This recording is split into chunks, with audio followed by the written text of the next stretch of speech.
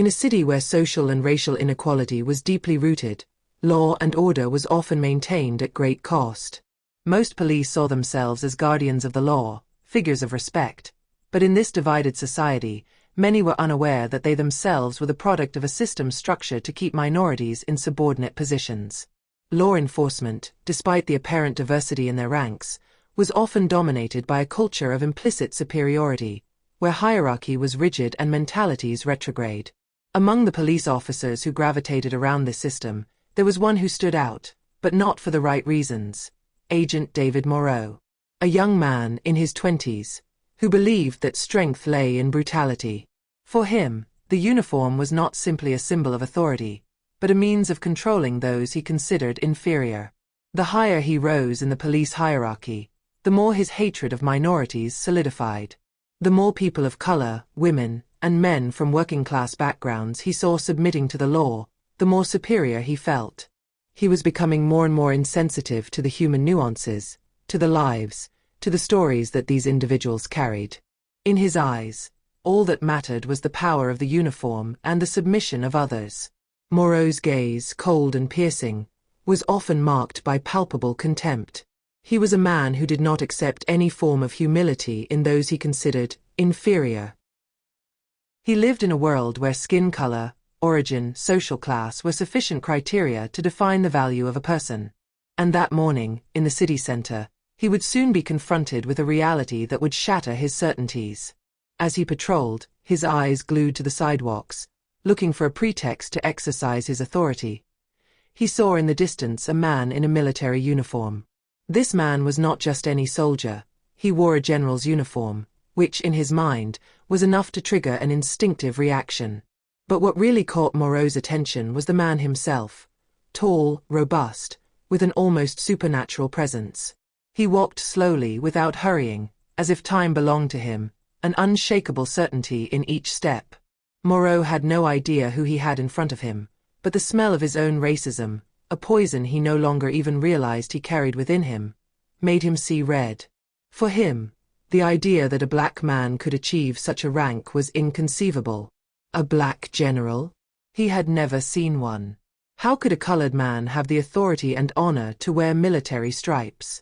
It was an image that went against everything he had been taught, everything he believed to be right. Anger was rising inside him, uncontrollable. His hand tightened around the baton he wore at his belt. "Hey, are you lost?" he shouted, his voice betraying his disdain. He hadn't even bothered to greet the man, to make an excuse. The general didn't fit his worldview, and he simply couldn't accept it. "What are you doing here, in this neighborhood?" Marcus Delacroix stopped slowly, turned his head towards the agent. His gaze was calm, almost distant, a serenity acquired after years of experience and humility. He was used to this kind of behavior. Throughout his career, he had to face racists, men and women who looked down on him, who doubted his abilities because of his skin color. But Delacroix knew that sometimes ignorance had to be faced with patience. It wasn't the first time, and it probably wouldn't be the last. "I go where I need to," he replied in a calm, deep voice. He had no intention of allowing himself to be provoked by such an impulsive agent. His words were measured, full of wisdom. But Agent Moreau, blinded by his arrogance and racism, could not accept this answer. He was waiting for a reaction, something that would justify his own violence. He was not going to allow a black man, especially a soldier, to behave like this. The very idea that a general could ignore his authority infuriated him. "Dirty black man, you're not even a general," he shouted, as if that justified his outburst. "Do you think you're going to walk quietly around here, under my watch?" He walked towards Delacroix with a brutality that had no place in the interaction. Before the general even had time to react, the agent placed a violent hand on his shoulder. It was a contemptuous gesture, an attempt to mark his territory, to make him feel his domination. This was the spark that ignited the situation. Without even thinking about what he was doing, Moreau raised his hand to strike Delacroix. He believed that his position of authority and his uniform protected him from any consequences. But what he didn't know was that this general, despite his calm, was not a man to be intimidated. In a flash, Delacroix grabbed Moreau's wrist with surgical precision. It was a fluid, controlled movement of cold power. In an instant, the agent was on his knees, his pain becoming more real than the arrogance he had carried until then. Moreau's arm was in an awkward position, twisted by the general, forcing his own weight to bend. He had never imagined that what seemed like a simple confrontation could turn against him with such brutality. "I am General Marcus Delacroix," he said in a calm but firm voice, "and I have no need to prove my worth to a man like you." His words, heavy with meaning, struck Moreau like a clap of thunder. "You just made a big mistake, Agent." Moreau, grunting in pain, felt shame invade him with an intensity he had never felt before. He looked up and, for the first time, became aware of the insignia on the general's uniform. A cold snap took hold of him, an irrational but deep fear that froze every muscle in his body. He was not a simple citizen, nor even a simple soldier. He stood facing a man whose name resonated in the corridors of power, a leader respected and admired by all, a black general, a symbol of accomplishment, dignity and sacrifice. He had just hit someone he should never have underestimated. A man who, although of a different skin color, embodied what Moreau, in his ignorance and arrogance, could not understand: the respect that one earns through work, sacrifice, and humanity. The general released the agent's wrist and slowly stood up. He had no desire for revenge, no desire to give Moreau the satisfaction of a furious or violent reaction. His mind was way beyond that. He knew, however, that Moreau's humiliation was inevitable. The agent, still in shock, stood up painfully, his body still shaken by pain and anguish.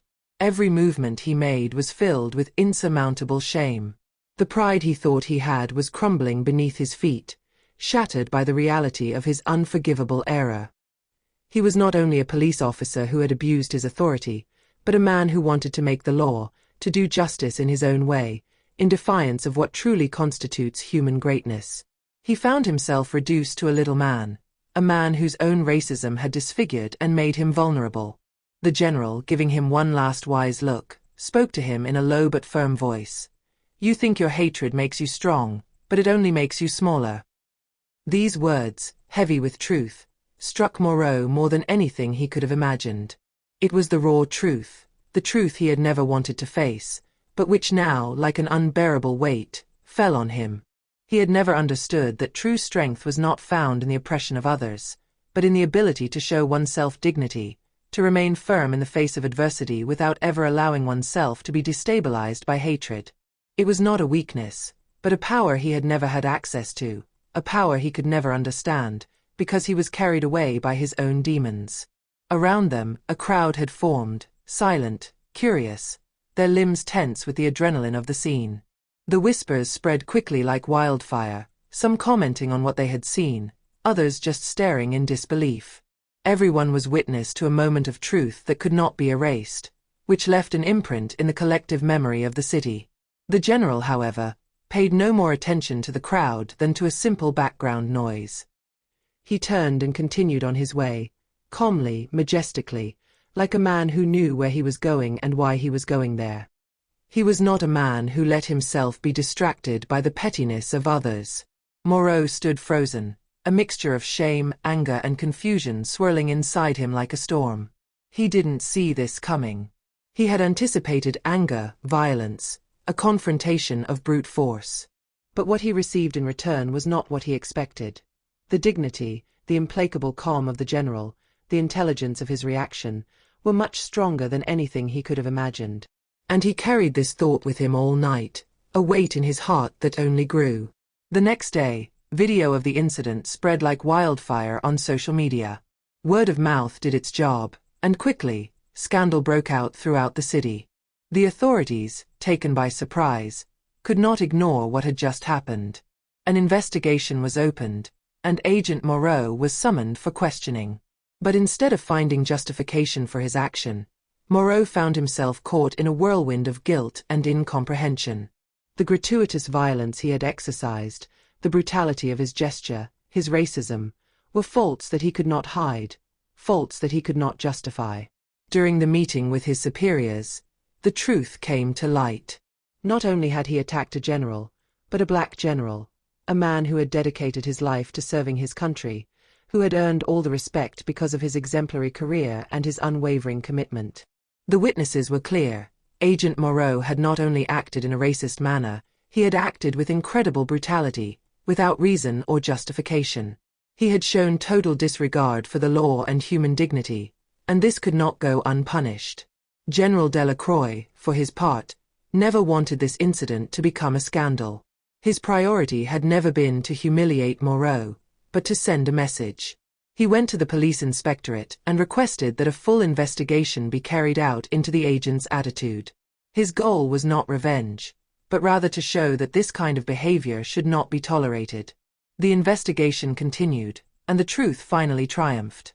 Moreau was suspended, then fired from the police force. The general, stoic, continued on his way. What had just happened had not affected his strength or his calm. It was not a victory he sought, but a principle he defended.